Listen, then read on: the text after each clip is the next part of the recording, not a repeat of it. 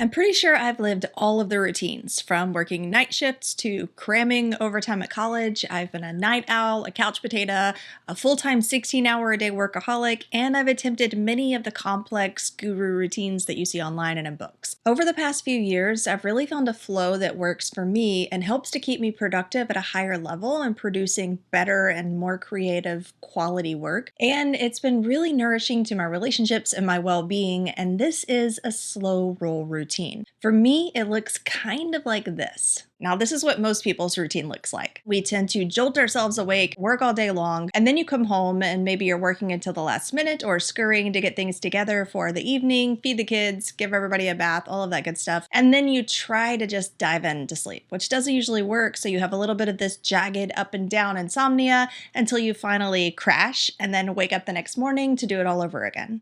I'm going to be sharing with you today my slow roll summer routine. Like, as a person who runs my own business, as a person who has a 7-month-old baby and 2 teen daughters and a dog, like, we have a lot of things going on that could very easily become hyper busy and just, like crazy living, right? And I've definitely done that before and I don't prefer it. Now, I know what a lot of you are thinking already. Well, Mia, I can't have a schedule that looks like yours because I work night shifts, or I have to work 12-hour shifts, or I have to wake up at 3 or 4 o'clock in the morning. I totally feel you. Like I said, I've been through a lot of those schedules before. I'm going to show you how you can adapt and tweak this routine to fit in with whatever your schedule currently looks like. There's been a ton of research on time blocking, breaking down your schedule into dedicated chunks of time. I'll talk more about that in a little bit, but just in general, having chunks of time dedicated to different things helps you to be more present, which is important whether you're trying to be productive or nourish relationships. So there are 5 parts to my day. The first is a slow roll morning, waking up to something that you enjoy, to something that makes you happy. So you're happier to get up, you're starting your day off on a better foot,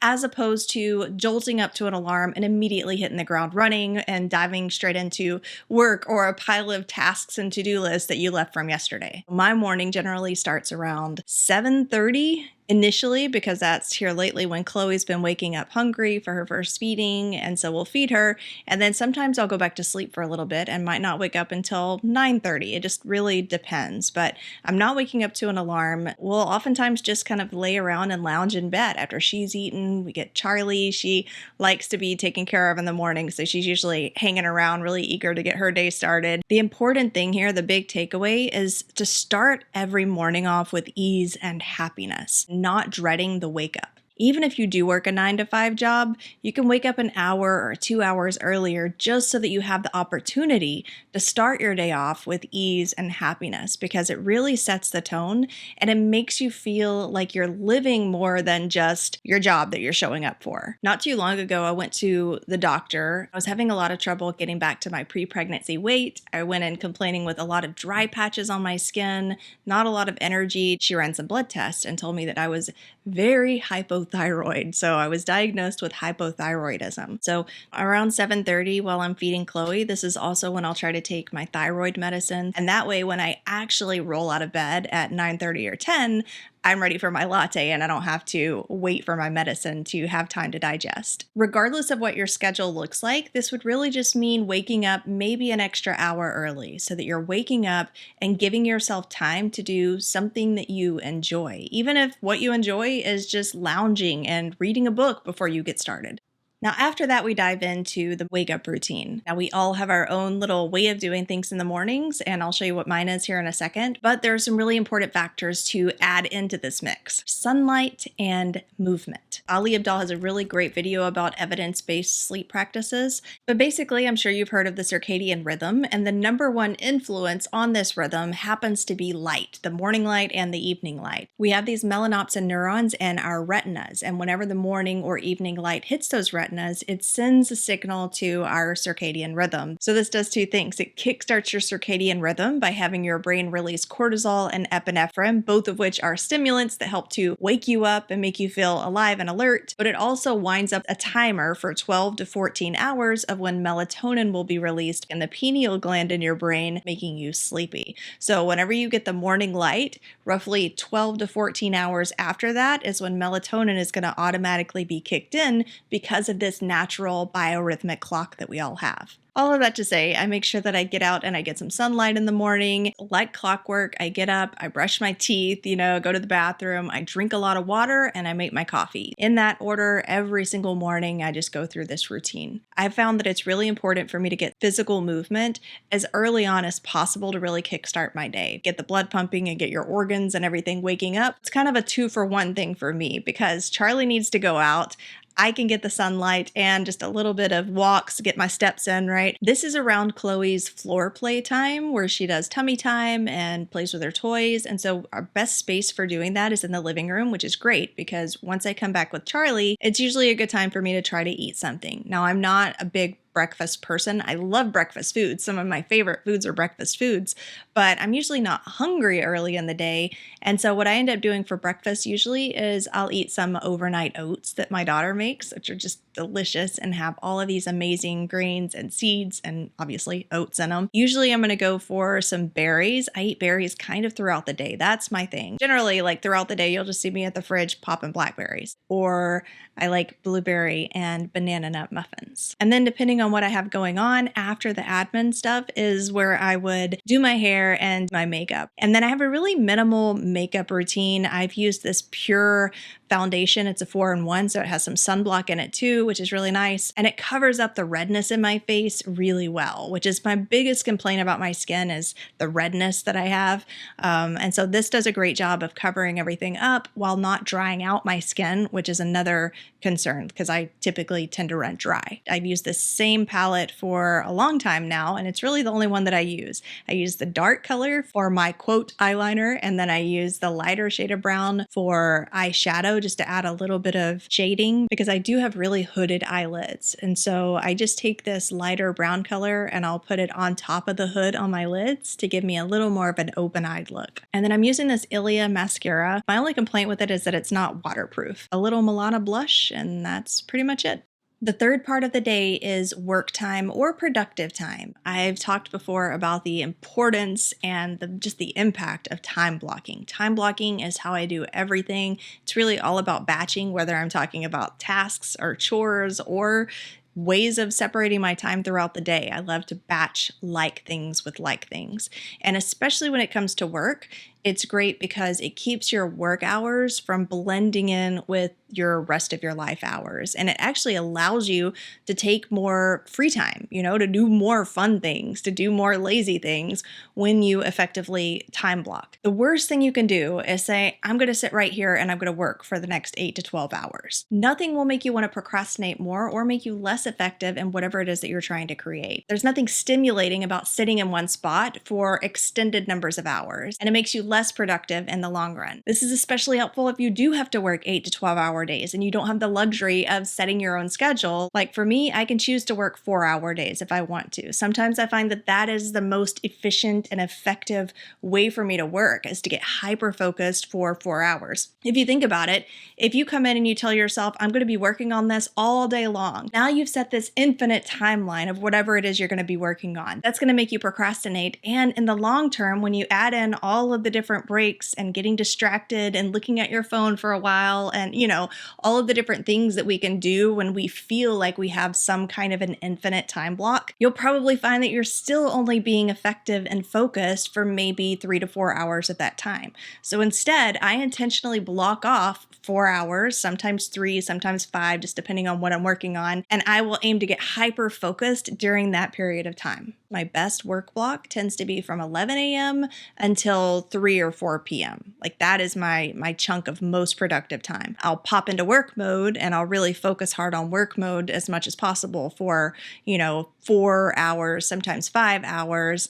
And then I'm able to clock out of that and start the next phase. I always start with an admin block first because it's a low barrier. It's something that I can knock out pretty quickly and it lets me respond to people who are waiting to proceed until they hear from me. So I'll check my emails, I'll check my Slack, I'll check my ClickUp, up. Usually that is a pretty quick process. I get that done in 30 to 45 minutes and I'm ready to move on to productive creation of some sort. Recording days definitely require more planning and finesse because I have other people who are also here that I'm having to coordinate with. Whereas editing days require a lot more of a break time focus because editing a single video can take me 6 to 8 hours and I can't just sit there in one spot for 6 to 8 hours. I've definitely done it before. It does not feel good. So I have to be really proactive with myself when it comes to taking breaks when I'm doing an editing day. That's actually one of the reasons that I got a fitness watch is so that I could have a tactile stimulation every hour telling me when I need to get up and move because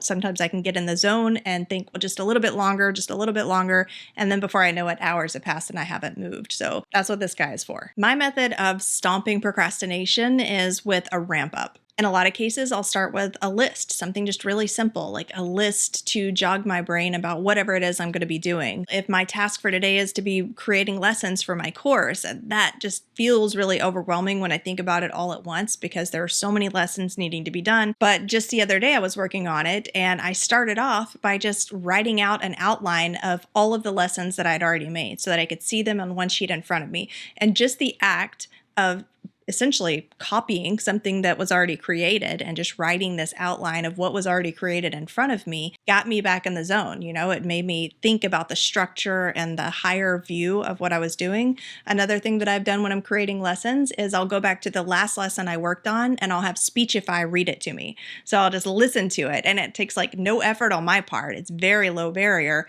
but I'll have Speechify read it to me, sometimes at even double speed, and that gets me back in the zone. It pulls me back into what I'm doing and the type of creative mindset that I need to be in. Another thing that's really important for my workflow is to add some sort of adventure or fun to whatever activity I'm doing. One simple way to do this is to add wordless music to your task. I'm a huge fan of Clubbed to Death. That's my go-to. It has this fast beat and then a bit of a dreamy dubstep undertone that really just helps me to zone out. So anything that doesn't have words and that gives you the right beat and vibe that you need in order to really slide into the zone can be really great. It can energize whatever task you're working on. But another thing that is hugely important is to stop trying to work from the same spot. I used to do this and it leads to boredom, poor health, depression, and just wildly unproductive output. This is something that I had to learn the hard way because I would get comfortable. I would start doing something like editing that's going to suck me in and take a long time. And I would find, like I said, that many hours had passed and I hadn't moved. So I started prioritizing finding spots, and this has been game changing. I've got a couple of coffee shops with outdoor scenes, a gym that has zones for working. I used to go to the library when I lived in Phoenix, but unfortunately, this local library here is a bit more disappointing and not super inspirational for me to work from. Leaving my living room couch for a little bit to work somewhere else helps me to more effectively time block and insert breaks into longer projects. So for lunch, I'll typically have something like hummus and the pretzel crisps or pita chips, and I might throw in some more berries because I eat those throughout the day. I don't usually get hungry during the daytime. It's usually around 4 or 5 that I start really getting hungry, but I do make a point to eat something. Boar's Head makes this great Cajun turkey that I love, and whenever I'm able to get that, I'll make some whole wheat Cajun turkey sandwiches. Those are delicious. I don't have any right now, so I'm probably going to be going for the hummus today. I've also really gotten into to-go meals. They're quick and easy and delicious and not too pricey depending on which ones you get. And then step 4 is a wind down. Typically around 3 to 4, somewhere in that range, I'll start my wind down process. When the girls are in school, this is around the time that they come home from school. But of course, during the summer, we're all here together. But it's a great time for me to check in with people and see what people are feeling like doing, because that can kind of sway what activity we end up doing that day. My wind down process or activities usually consist of at least one of 4 things. And sometimes we'll mix and match these 4 things. Swimming, because it's summer, we've been really into swimming at least a couple of times a week, getting Chloe into the shallow end and watching her splash around. Fitness is something I've been working on a lot. So I'm trying to take fitness classes at least every other day. And usually this is a great window for me to do that because I've already passed my productive work time. I'm not having to get up early in the morning, which I know I won't do. Games is another one. Like Matt and I are really into innovation and Scythe. It could take us 45 minutes to an hour and a half to play a single game. So it gets a little bit intense. If you're into strat games or you're just a little more complex games, those are two really good ones. Those are our go-tos. We might do some of these, like I said, in conjunction, play a game and then go swimming. And then the fourth thing is naps. This is a perfect time for us to take a nap once all the productivity of the day is done. Usually Chloe will want to eat around that time too, and breastfeeding her tends to take it out of me a little bit. Again, might do a combination, take a nap and then get up and go do a fitness class or go swimming or play a game. And then around 6:30, we start our slow roll evening. Depending on whose turn it is to cook, I've shared in my 15 systems video that we each have a cook night. Depending on what it is that we're eating and who's cooking it, we might start eating at 6:30, we might start cooking at 6:30, and then eat around 7 or so. At dinner time, we're all going to be at the dinner table, even Chloe, even Charlie, even though she's not at the dinner table. We hang out. That's where we talk about our day. That's where we plan what we're going to do the next day, and we just chat. 7:30 to 9 is kind of a lounge time. We might be on the floor playing with Chloe, or I might do some of my meditations, or I might like leisurely prep for the next day. We recently did kind of a soft reboot of WoW, World of Warcraft. It's a role-playing game for those of you who aren't really familiar with that. It's all online. Matt and I used to play it years ago, but I thought that Gracie would be really into it. She's my 15-year-old and she's really into gaming. Before WoW, we would play Stardew Valley, but then around 9 or 9:30, we switch it out because that's usually when Abigail, my oldest, likes to come in and watch a movie with us. So we'll usually watch a movie or an episode if we're into some kind of a series at the time. Usually my oldest is the one that wants to join us for episodes and movies, and my youngest is the one who wants to join us for gaming. And then of course, Chloe time is all the time. It's interspersed whenever she needs us. And then I tend to aim for bed around 11:30. Sometimes I make it, sometimes I don't, but I'm usually going to bed in a good mood and waking up in a good mood because of this slow roll day pattern. Let me know if there's anything else you want to know or anything you'd like for me to go into a little heavier detail on. I will chat with you guys next week. Have a good one.